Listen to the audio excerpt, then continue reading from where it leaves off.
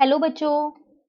आज मैं आपको कक्षा 7वीं जिसका विषय है गणित, इसकी वर्कशीट नंबर 6 समझाऊंगी, जिसकी डेट है मेरे पास 22 अप्रैल 2021।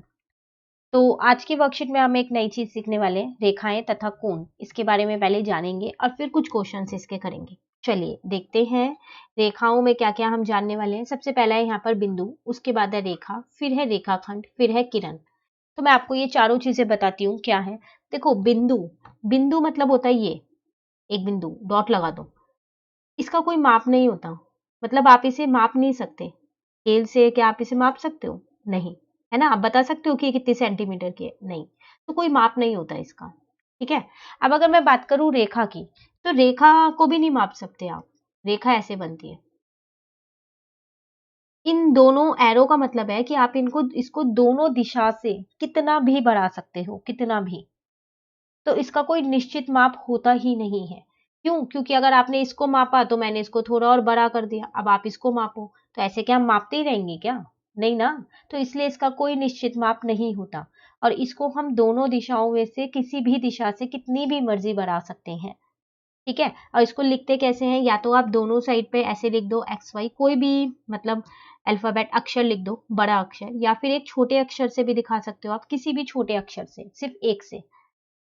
ठीक है, जरूरी नहीं है एम से ही, किसी से भी दिखा सकते हो। तो वही लिखा है, निश्चित माप नहीं होता इसका, बिंदुओं का समूह जिसे दोनों दिशाओं में बढ़ाया जा सकता है, दो बड़े अक्षर या एक छोटे अक्षर से दिखाया जाता है।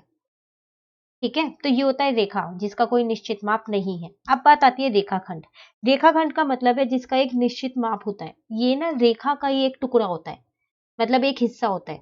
तो ये इसके दोनों साइड ना ऐसे बिंदु लगी होती है, और इन बिंदुओं का मतलब ही यही होता है कि आप इसे अब दोनों दिशाओं में से किसी भी दिशा से बढ़ा नहीं सकते हो। ठीक है, तो आप इसे माप सकते हो। जैसे अगर मैं आपसे बोलूं कि अपने स्केल से एक रेखाखंड खींचो, 2 सेंटीमीटर की, 3 सेंटीमीटर की, 5 सेंटीमीटर की, तो आप वो माप के ही तो खींचोगे ना। तो जो आप स्केल से बना रहे हो रेखा, वो रेखाखंड है। क्यों? क्योंकि आप उसे माप सकते हो, और उसके दोनों साइड आपने यहाँ बिंदु लगाई है। ठीक है, और इनको किससे दिखाते हैं? दोनों बड़े अक्षरों से दिखाते हैं। आपकी मर्जी, आप A B P Q R S किसी भी अक्षर से दिखा सकते हो। ठीक है, तो ये रेखा का ही एक टुकड़ा होता है, जिसके दो अंत बिंदु होते हैं। तो अब आप इसे बढ़ा नहीं सकते हो। क्लियर है? उसके बाद बात आती है यहाँ पर किरण की। किरण भी रेखा का ही एक हिस्सा है, लेकिन हाँ, इसका सिर्फ एक ही अंत बिंदु होता है, और इसको आप एक दिशा से बढ़ा सकते हो जितना मर्जी। तो ये बनता कैसे है? ये ऐसे बनती है इसकी आकृति। तो आप देख लो, यहाँ पर मेरे पास बिंदु है, तो जहां बिंदु है ना, ये इसका अंत बिंदु है। आप यहां से इसको नहीं बढ़ा सकते। और जहां पर ये एरो लगा है, इसका मतलब है आप इस दिशा से इसे कितना भी मर्जी बढ़ा सकते हो। ठीक है, और होता ये भी रेखा का ही एक हिस्सा है। जैसे रेखाखंड होता है, वैसे ही किरण भी रेखा का एक हिस्सा होता है। और इसको किस नाम से हम दिखा सकते हैं? किसी भी नाम से दिखा सकते हैं। जैसे यहाँ पर मैंने ओपी ले लिया, आप कोई सा भी एक नाम ले सकते हो यहाँ।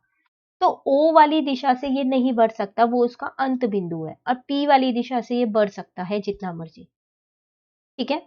अब आपसे यहाँ पर कह रहा है एक बिंदु से कितने किरणें गुजर सकती हैं। तो एक बिंदु से आप कितनी किरणें बना सकते हो? बहुत सारी बना सकते हो ना, बहुत सारी। तो आप यहाँ लिख सकते हो, अनंत भी लिख सकते हो और बहुत सारी भी लिख सकते हो, कि एक बिंदु से हम बहुत सारी किरणें बना सकते हैं। ठीक है। अब बात आती है कोण की। कोण क्या है? यहाँ पर लिखा है एक कोण दो किरणों के मिलने से बनता है। उपनिच बिंदु शीर्ष बिंदु कहलाती है। कोण को डिग्री में मापा जाता है। देखो, दो किरणों को अगर आप मिला दो तो एक कोण बन जाता है। जैसे कि अगर मैं यहाँ पर एक किरण ये ले लूं और एक किरण ये ले लूं, दोनों किरण मिला दी, तो जो ये बना मेरा, ये बन गया मेरा कोण। और इसको मैं बोलती हूँ उपनिष्ठ बिंदु, ये जो है, क्योंकि ये दोनों किरणों में है, तो इसको बोलते हैं हम शीर्ष, जो दोनों कोणों का होता है। ठीक है। और इसको आप मापते कैसे हो? हमेशा डिग्री। आपको याद होगा, आप डी से बनाते हो, 40 डिग्री, 30 डिग्री, 20 डिग्री, 60 डिग्री, ये सारे आप बनाते हो, है ना। तो डी से बनाते हो ना, तो इसे डिग्री में मापा जाता है। ठीक है। अब हम इसको लिख कैसे सकते हैं? देखो, तो यहाँ पर पी ओ क्यू, जैसे मान लो मैंने ये नाम दिया, ठीक है, तो कैसे लिखेंगे इसे, जो ये बीच वाला शीर्ष है इसको हमेशा बीच में ही लिखते हैं, POQ ये, या फिर हम इसको ये भी लिख सकते हैं QOP, लेकिन याद रखिएगा O हमेशा बीच में रहेगा। ठीक है, या फिर आप इसको खाली O भी लिख सकते हो, कोनो। क्लियर है, तो आपको कोण पता चल गया, जो दो किरणों से मिलके बनता है और जो उसका शीर्ष है, उपनिष्ठ बिंदु जो शीर्ष है वो शीर्ष कहलाता है। ठीक है, अब वही जब हम लिखते हैं उसको हमेशा बीच में लिखते हैं और कोण हमेशा डिग्री में मापा जाता है। ठीक है ना, अब यहाँ कह रहा है आपसे क्या एक सरल रेखा कोण हो सकती है, ये कोण है, तो सरल रेखा अगर मैं एक यहाँ रेखा खींच दूं क्या ये कोण हो सकती है, नहीं, ये कोण नहीं हो सकती। ठीक है, उसके बाद कुछ कोण के बारे में आपको बता रखा है, जैसे पूरक कोण और संपूरक कोण। देखो पूरक कोण वो कोण होते हैं जिन दो कोणों का अगर आप योग करो तो 90 डिग्री आए। तो जब भी दो कोणों का योग करके 90 डिग्री आ रहा है तो समझ लो वो दो कोण आपके पूरक कोण है। जैसे अगर मैं आपको उदाहरण दूं, 30 डिग्री का एक कोण और 60 डिग्री का एक कोण, दो कोण है, इन दोनों को जोड़ूंगी तो कितना आ जाएगा, 90 डिग्री। ऐसे उसी तरीके से एक 50 डिग्री का जोड़ दूं मैं, ठीक है, एक 40 डिग्री का, दोनों को जोड़ूंगी तो 90 आएगा। तो ये दोनों कोण मेरे क्या हो जाएंगे, पूरक कोण हो जाएंगे। ठीक है, तो जब भी दो कोणों का माप 90 डिग्री होता है तो वो कौन से कोण होते हैं, पूरक कोण होते हैं। संपूरक कोण कौन से होते हैं, जब भी दो कोणों का माप 180 होता है, 180, तो उन्हें हम बोलते हैं संपूरक कोण। जैसे एक 90 डिग्री ले लो, दूसरा भी 90 ले लो, तो जोड़ के 180 आएगा। तो ये दोनों कोण मेरे क्या है, संपूरक कोण है। एक 100 डिग्री ले लो, एक 80 डिग्री ले लो, जोड़ के 180 आएगा। तो ये दोनों क्या है, मेरे संपूरक कोण है। तो पूरक कोण वो जब दो कोणों का माप का योग 90 डिग्री हो, और संपूरक कोण कौन, जब उन दो कोणों के माप का योग 180 हो। क्लियर है, अब आता है यहाँ पर नेक्स्ट आसन कोण। ये क्या होता है, यहाँ पर देखो लिखा है ऐसा जो एक दूसरे से सटे हो, मतलब जो एक के बाद एक होते हैं उन्हें बोलते हैं। तो आप देखो यहाँ पर एक कोण मैंने ये बना रखा है।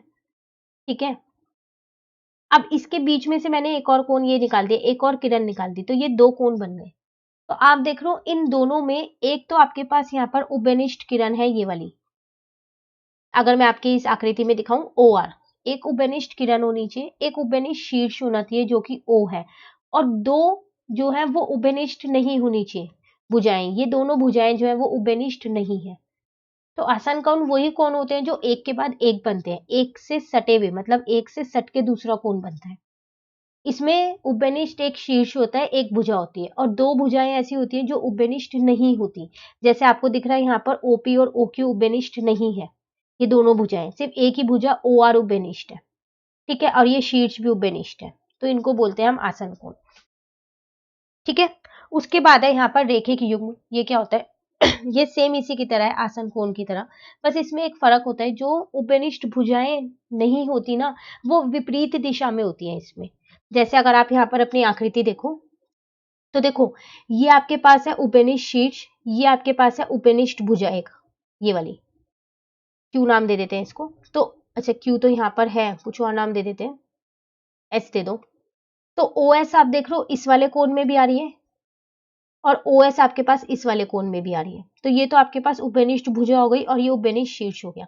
लेकिन OP जो ये वाली भुजा है और जो OQ ये वाली भुजा है, ये वो दो भुजाएं हैं जो उभयनिष्ठ नहीं है, लेकिन ये विपरीत दिशा में है दोनों। तो जब भी जो उभयनिष्ठ भुजाएं वो विपरीत दिशा में हो, तो वो हमारे आसन कोण नहीं होते, रैखिक युग्म होते हैं।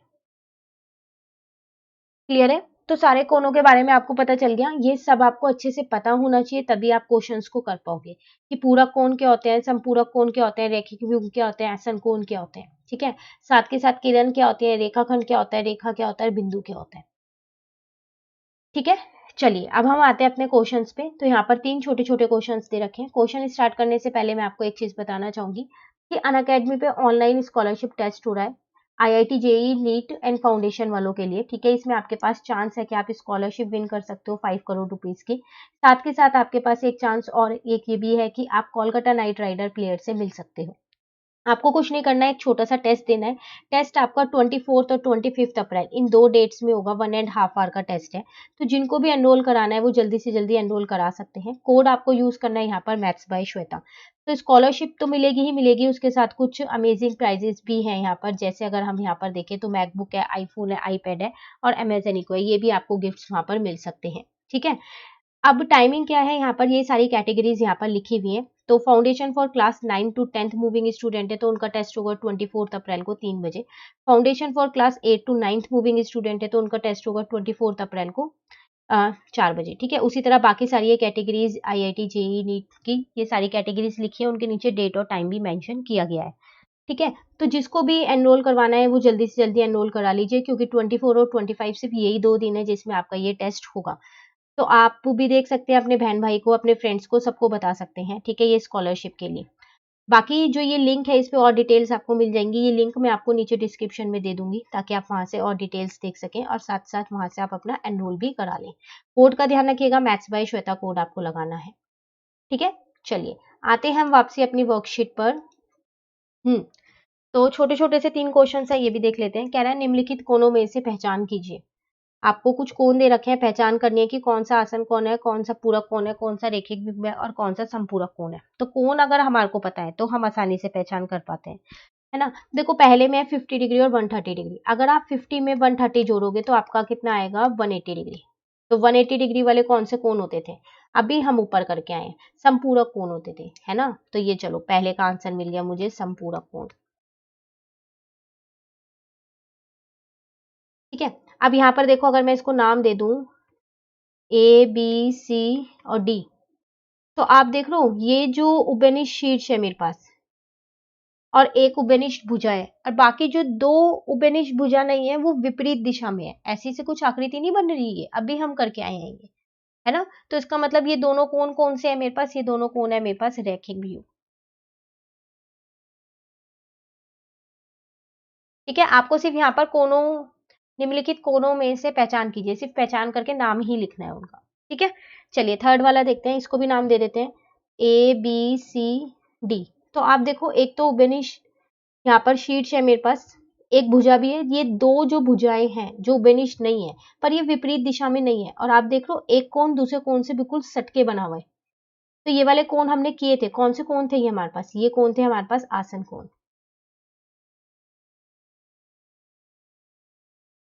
ठीक है, लास्ट रह गया। तो देखो ये बिल्कुल ना एकदम सीधा कोण बना हुआ है, तो सीधा कोण का मतलब होता है कि ये 90 डिग्री का है।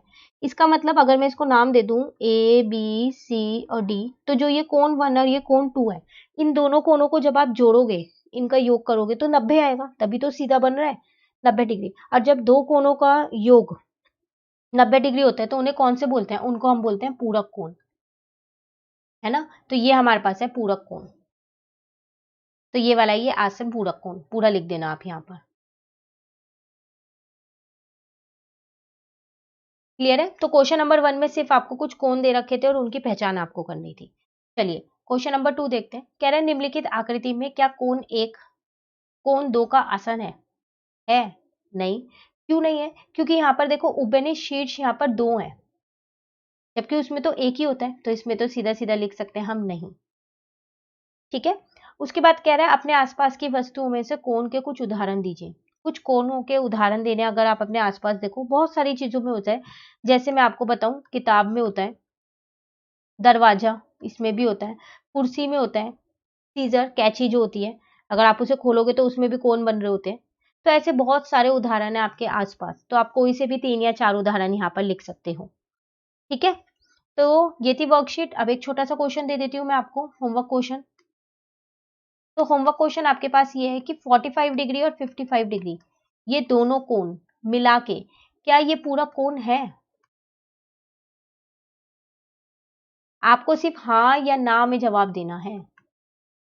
अगर ये पूरा कोण है तो आपको लिखना है कि हाँ ये दोनों पूरा कोण है, और आपको पता है कि पूरा कोण कौन से होते हैं, और अगर नहीं है तो नहीं में आंसर देना।